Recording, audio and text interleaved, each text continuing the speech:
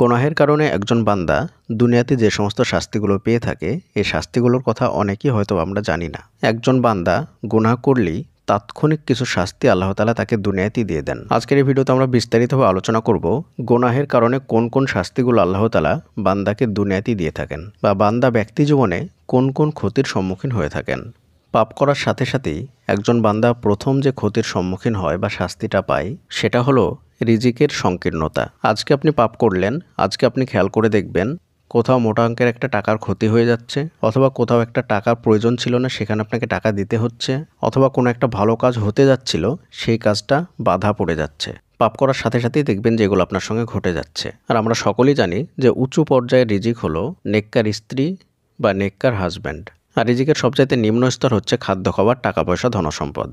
বর্তমান সময়ে অনেকের বিয়ে আটকে থাকে, বিয়ে হতে চায় না। তার প্রধান একটা কারণ হচ্ছে পাপ করা। 2 নম্বরে যে সমস্যার সম্মুখীন হবেন সেটা হচ্ছে আপনার কোনো দোয়ায় কবুল হতে চাইবে না, বরং একটা দোয়া কবুল হতে যাচ্ছিল আর সেই মুহূর্তে যদি আপনি গুনাহ করেন তাহলে সেই দোয়াটাও কবুল হবে না, আটকে থাকবে। 3 নম্বর যে শাস্তিটা আপনি দুনিয়াতে পাবেন সেটা হলো ইলম থেকে বঞ্চিত হওয়া। মানে আপনার কাছে যদি কোনো জ্ঞান থেকে থাকে বা আপনি জ্ঞানী মানুষ হয়েও থাকেন, তারপরেও সেই জ্ঞানগুলো আপনার কাছ থেকে আস্তে আস্তে উঠে যাবে। আর যদি আপনি একজন ছাত্র হয়ে থাকেন তাহলে দেখবেন যে আপনার কোনো পড়াশোনায় মনে থাকবে না, পরীক্ষায় দিনকে দিন খারাপ রেজাল্ট হবে। একটা সময় আপনার খুব তাড়াতাড়ি পড়া মুখস্থ হয়ে যেত বা মুখস্থ থাকতো, কিন্তু বর্তমান সময়ে পাপের কারণে দেখবেন যে আপনার সেই সমস্ত পড়াগুলো মুখস্থ থাকছে না, বা আগের মতো আপনার মুখস্থ শক্তি নেই, স্মৃতিশক্তি আস্তে আস্তে হারিয়ে যাবে। আর যারা মাদ্রাসা লাইনে আছেন, যদি আপনি হাফেজ হয়ে থাকেন তাহলে দেখবেন যে পাপের কারণে আপনার হিপসগুলো আস্তে আস্তে ভুলে যাবেন, আপনার কোরআন ইয়াদ আস্তে আস্তে দুর্বল হয়ে যাবে। আগে হয়তো আপনার কথায় অনেক তেজ থাকতো, আপনার কথায় অনেক মাধুর্য থাকতো, হিকমা থাকতো, কিন্তু এখন যখন আপনি 5টা মানুষের সামনে কোনো উপদেশমূলক কথা বলেন, সেই উপদেশের মধ্যে দেখবেন যে কোনো ধরনের কোনো হিকমা থাকছে না। 4 নম্বরে যে শাস্তিটা বান্দা দুনিয়াতে পাবেন সেটা হচ্ছে নিজের ভেতরে শূন্যতা অনুভব করা। মানে এক কথায় বর্তমান সময়ে যেটাকে এংজাইটি, ডিপ্রেশন, টেনশন, হতাশা বলছি, সেটাকে বোঝানো হয়েছে। মানে হাজার কিছু থাকা সত্ত্বেও কোনোভাবেই সেই ব্যক্তি মানসিক শান্তি পাবে না, তার ভেতর সবসময় শূন্যতা অনুভব হবে। মনে হবে কি যেন আমার কাছে একটা নেই, কোনো একটা জিনিস পেলে আমি শান্তি পেতাম, এমনটাই তার মধ্যে বারবার হতে থাকবে। 5 নম্বর, কাজকর্ম সঠিকভাবে না হওয়া। কোনো কাজে আপনার সঙ্গে সঠিকভাবে হবে না, কোনো কাজে আপনি সঠিকভাবে করতে পারবেন না। যে কাজগুলো আগে খুব সুন্দরভাবে, খুব সহজে করে ফেলতেন, কিন্তু এখন সেই কাজগুলো আপনার কাছে বোঝা মনে হবে, ভারী মনে হবে। দীর্ঘদিন থেকে আপনার কাছে অ্যাসাইনমেন্টের খাতাগুলো পড়ে আছে, সেগুলো আপনি ঠিক করতে পারছেন না। হোমওয়ার্কগুলো আছে, সেগুলো আপনি ঠিক মতো করতে পারছেন না। সামনে কয়েক মাস পরে আপনার এক্সাম, কিন্তু আপনি পড়াগুলো ঠিকঠাক মতো শেষ করতে পারছেন না, সিলেবাসটা শেষ হচ্ছে না। আপনার দৈনন্দিন জীবনে ব্যক্তিগত যে সমস্ত কাজগুলো আছে সেগুলো আপনি ঠিকঠাক মতো করতে পারছেন না। এক কথায় কোনো কাজে আপনি সঠিকভাবে করতে পারবেন না। 6 নম্বরে যে শাস্তিটা আপনি দুনিয়াতেই পাবেন সেটা হলো শারীরিকভাবে নিজেকে দুর্বল অনুভব করা। মানে সবসময় আপনার মধ্যে একটা দুর্বলতা কাজ করবে, সেটা শারীরিকভাবে এবং মানসিকভাবেও। যেমন বুকের মধ্যে ধড়ফড় করা, হার্টবিট জোরে চলা, মাথায় চক্কর দেওয়া, চোখে ঘোলাটে দেখা, এই সমস্ত দুর্বলতাগুলো আপনার শারীরিকভাবে এবং মানসিকভাবে ফুটে উঠবে আপনার মধ্যে। নিজেকে সবসময় চোর এবং অপরাধী মনে হবে। 7 নম্বরে আল্লাহর আনুগত্য থেকে বঞ্চিত হওয়া। মানে আপনার মধ্যে আল্লাহর আনুগত্য থাকবে না, তাকওয়া থাকবে না, ভয় থাকবে না, কোনো কিছুই থাকবে না। 8 নম্বরে কাজে কর্মে বরকত না থাকা, অর্থাৎ সময়ের বরকত থাকবে না। সারাটা দিন আপনার শুয়ে বসেই কেটে যাবে, বিভিন্ন ভাবনা চিন্তায় কেটে যাবে, কিন্তু কোনো কাজ ঠিকঠাক মতো আপনি করতে পারবেন না। 9 নম্বরে কাজকর্মের সমন্বয় না থাকা, অর্থাৎ আপনি কাজ করবেন কিন্তু কাজে আপনার মন থাকবে না, যার কারণে সেই কাজে বারবার একই ভুল হয়ে যাবে। 10 নম্বরে গুনাহের কাজে অভ্যস্ত হওয়া। মানে আপনি পাপ করছেন, পুনরায় আপনি আবার যদি পাপ করেন তবে আপনার মনের মধ্যে শান্তি আসবে। মানে একই পাপ আপনার মধ্যে বারবার চলে আসবে এবং বারবার পাপ করার জন্য আপনার মনের মধ্যে আকাঙ্ক্ষা জাগবে। 11 নম্বর, আল্লাহর ব্যাপারে গুনাহকারীর ভেতর উদাসীনতা তৈরি হওয়া। মানে বারবার গুনাহ করবেন কিন্তু আল্লাহর ভয় আপনার মনের মধ্যে আসবে না, আর যদি আল্লাহর ভয় আসেও তারপরেও সেই ভয়টা আপনাকে পাপ থেকে বিরত রাখবে না। মানে গুনাহের জন্য ভয় হচ্ছে, সবই হচ্ছে, কিন্তু মনের মধ্যে একটা উদাসীনতা কাজ করবে।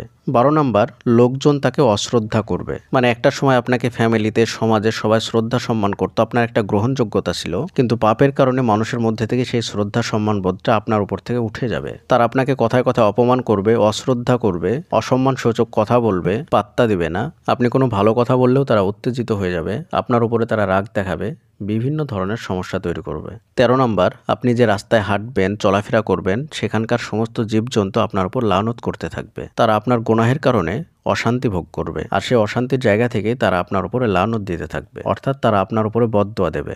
14 নম্বর, সেই ব্যক্তি নিজের থেকেই সবসময় নিজেকে অপমানিত বোধ করবে, অর্থাৎ নিজেকে নিজের খারাপ লাগবে, নিজের কাছেই নিজে অপমানিত হবে।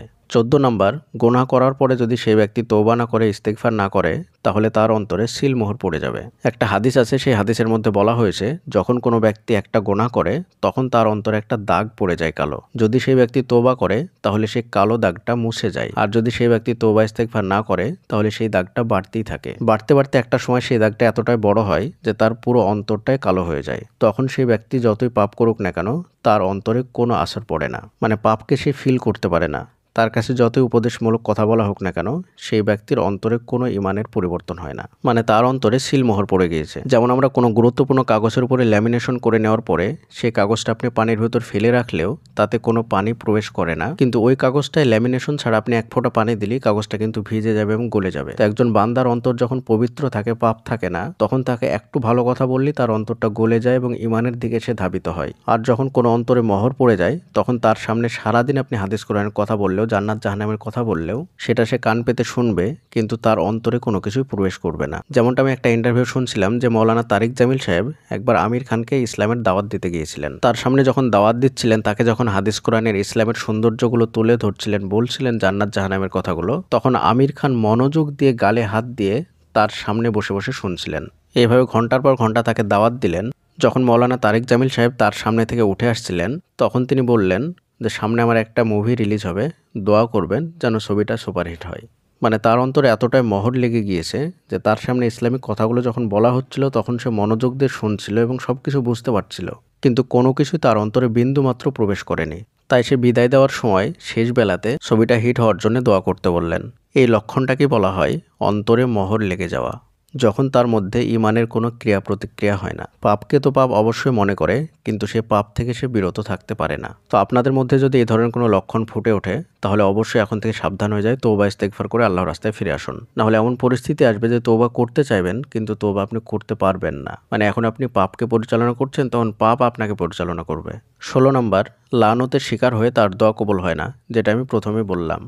17 নম্বর, তার কারণে জলে ও স্থলে বিপর্যয় সৃষ্টি হয়। মানে একজন পাপিষ্ঠ বান্দা যদি কোনো বাড়িতে থাকে তাহলে সেই বাড়ির প্রতিদিন কোনো না কোনো ক্ষতি হতে থাকবে। পাপিষ্ঠ বান্দা যদি কোনো জমির আল দিয়ে হেঁটে যায় তাহলে সেই জমির ফসলের বরকত কমে যাবে। পাপিষ্ঠ বান্দা যদি কোনো স্থানে থাকে তাহলে সেই স্থানের বরকত কমে যাবে। যার কারণে আপনি দেখবেন যে আপনি গুনাহ করছেন কিন্তু আপনার বোনের বিয়ে হতে যাচ্ছে না, আপনি গুনাহ করছেন কিন্তু আপনার বাবা বারবার অসুস্থ হয়ে যাচ্ছে, আপনার গুনাহের কারণে আপনার বাড়ির যে গাভী আছে তার দুধ কমে যাচ্ছে, আপনার গুনাহের কারণে আপনার বড় ভাইয়ের চাকরি হতে চাচ্ছে না, আপনার গুনাহের কারণে আপনার ভাইয়ের ফার্মের মুরগিগুলো মরে যাচ্ছে। মানে গুনাহগার বান্দা যে স্থানে থাকবে সেই স্থান জল এবং স্থলে সব জায়গাতেই কিন্তু বিপর্যয় সৃষ্টি হবে, বিপদ আসবে। 18 নম্বর, গুনাহকারী বান্দার আত্মমর্যাদাবোধ কমে যাবে। মানে সে নিজেই নিজের মর্যাদা রাখতে পারবে না, নিজের থেকে বারবার কারো না কারো কাছে সে অপমানিত হতে থাকবে তার নিজের ভুলের কারণে বা নিজের দোষের কারণে। 19 নম্বর, গুনাহকারী বা পাপিষ্ঠ বান্দার লজ্জা শরম চলে যায়। 20 নম্বর, পাপিষ্ঠ বান্দার কাছ থেকে নিয়ামত দূর হয়ে যায়। আল্লাহ তাআলা তাকে যে সুন্দর সুন্দর নিয়ামতগুলো দিয়েছেন সেই নিয়ামতগুলো আস্তে আস্তে তার কাছ থেকে চলে যাবে। যেমন আল্লাহর দেওয়া শ্রেষ্ঠ দুটি নিয়ামত হলো চেহারা সৌন্দর্য এবং মানুষের ভালোবাসা। যে ব্যক্তি পাপ করে আল্লাহ তাআলা তার চেহারার মধ্যে থেকে সেই সৌন্দর্য উঠিয়ে নেন, আস্তে আস্তে চেহারা মলিন হয়ে যায় এবং ভাই ব্রাদার, পিতা মাতা, আত্মীয় স্বজনের যে ভালোবাসা তার উপরে থাকে সেই ভালোবাসা আস্তে আস্তে তার উপর থেকে উঠে যায়। 20 নম্বর, গুনাহকারী বা পাপিষ্ঠ বান্দার উপরে আল্লাহ তাআলার পক্ষ থেকে আযাব আসে। আর এটা খুব সাধারণ, যখন আপনার উপর থেকে নিয়ামতগুলো উঠে যাবে তখন স্বাভাবিকভাবে সেই জায়গাটা আযাবে দখল করে নেবে। এবং 21 নম্বর, গুনাহকারী বা পাপিষ্ঠ বান্দা শয়তানের বন্ধুতে পরিণত হয়। এই শাস্তিগুলো একজন বান্দা গুনাহের কারণে তাৎক্ষণিকভাবে দুনিয়াতেই পেয়ে থাকে। আপনিও লক্ষ্য করে দেখুন আপনার জীবনে এই শাস্তিগুলো আছে কি নেই, যদি থাকে তাহলে এখনই সাবধান হয়ে যান। আল্লাহ তাআলা কোরআনের মধ্যে বলেন, বান্দার উপরে যে বিপর্যয় বা শাস্তি আসে সেগুলো সব তার হাতেরই কামাই, অর্থাৎ তার পাপের কারণেই আমি তাকে দুনিয়াতে বিপর্যয় বা শাস্তির সম্মুখীন করি। এখন কথা হলো এই শাস্তি থেকে আপনি কিভাবে বাঁচবেন। এই শাস্তি থেকে বাঁচার 3টে রাস্তা। মানে আপনি পাপ করেছেন এবং অলরেডি এই শাস্তিগুলো ভোগ করছেন, তাহলে আপনি কিভাবে এই শাস্তি থেকে মুক্তি পাবেন। চলুন আপনাকে 3টে কাজ বলি, এই 3টে কাজ যদি আপনি করেন তাহলে এই শাস্তি থেকে আপনি বাঁচতে পারবেন। 1 নম্বর, আপনি আপনার জীবনে যে সমস্ত পাপ করেছেন সেই পাপের কারণে আপনাকে আন্তরিকভাবে তওবা করতে হবে। শুধু তওবা করলেই আপনি সেই পাপ থেকে বেঁচে থাকতে পারবেন না, বরং তওবার সাথে সাথে আপনাকে আমলে সলেহ করতে হবে, অর্থাৎ ভালো নেক আমল করতে হবে। পাপ ছেড়ে দিলেন, সেই পাপের জায়গাটা যদি আপনি ভালো আমল দ্বারা পরিপূর্ণ না করেন তাহলে সেই খালি জায়গাটায় আবার পুনরায় আপনাকে পাপ করতে ইচ্ছা করবে বা শয়তান ধোঁকা দিয়ে আপনাকে পাপের মধ্যে নিমজ্জিত করবে। তো যার কারণে তওবা করার সাথে সাথেই ইসলাম যেটা বলে সেটা হলো আপনাকে ভালো কাজ করতে হবে, নেক কাজ করতে হবে। যেমন 5 ওয়াক্ত সালাত জামাতের সহিত টাইম মতো আদায় করতে হবে, নফল সিয়াম পালন করতে হবে, বেশি বেশি কোরআন তেলাওয়াত করতে হবে, খারাপ সঙ্গী সাথী ত্যাগ করে ভালো সঙ্গী সাথী নিতে হবে, দিনী বন্ধুদের সান্নিধ্য গ্রহণ করতে হবে, ভালো জায়গায় ওঠা বসা করতে হবে। যদি আপনি এই সমস্ত ভালো কাজগুলো নেক আমলগুলো করেন তাহলে আপনি তওবার উপর অটল থাকতে পারবেন। আর 3 নম্বরে যে কাজটা আপনাকে সবচাইতে বেশি করতে হবে সেটা হচ্ছে বেশি বেশি করে ইস্তেগফার করতে হবে।